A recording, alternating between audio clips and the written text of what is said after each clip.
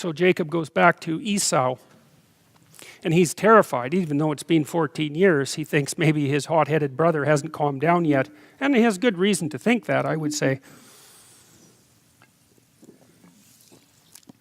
So he sends messengers to Esau, who then sets out with 400 men. And so Jacob is not very happy with this whole idea, and he breaks his people into 2 bands so that maybe half of them cannot be killed.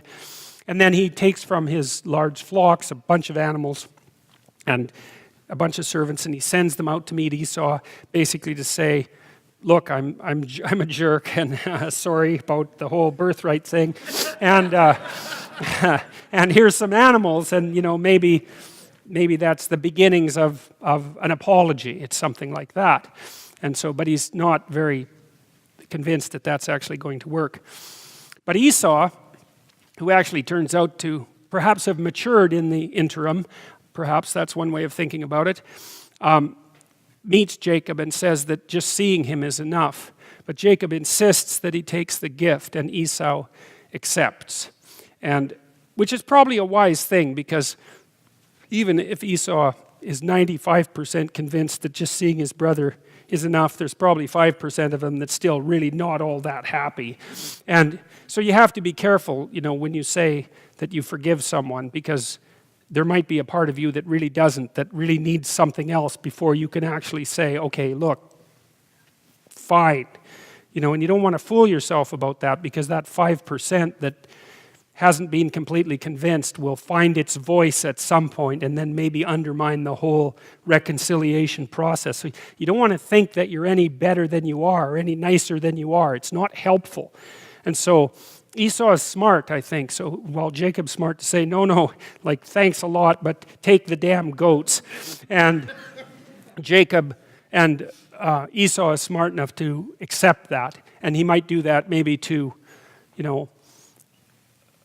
please Jacob, but also, I think, so that there really is the possibility of establishing peace. Because hypothetically, the gift that's being offered is of sufficient magnitude to erase the debt of the loss of the birthright. It's something like that, right? It's the payment of the real debt. And Esau said, what meanest thou by all this drove which I met? And Jacob said, these are to find grace in the sight of my Lord. And Esau says, I have enough, brother. Keep that thou hast unto thyself.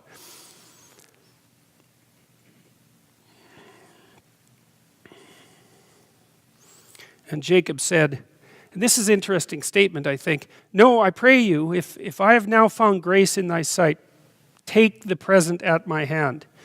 For therefore I have seen thy face, as though I had seen the face of God, and thou wast pleased with me.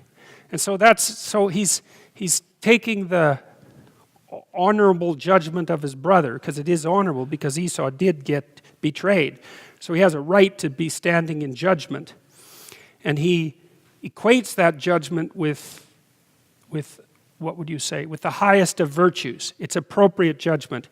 And so he wants to make complete amends to Esau, as if Esau is a representative of the divine element of justice. And I guess that's convincing to Esau. It's quite a thing to say, that I need to be reconciled to you because that would simultaneously reconcile me with God. It's crucial. This is between us, but there's a higher principle at stake that's vital. And I think that is the case with betrayal. That's very frequently the case, because if you betray someone, you really have you've deeply violated what can only be called a sacred trust. It's the right terminology for that. Take it, I pray, my blessing that is brought to thee, because God has dealt graciously with me, and because I have enough. And he urged him, and he took it.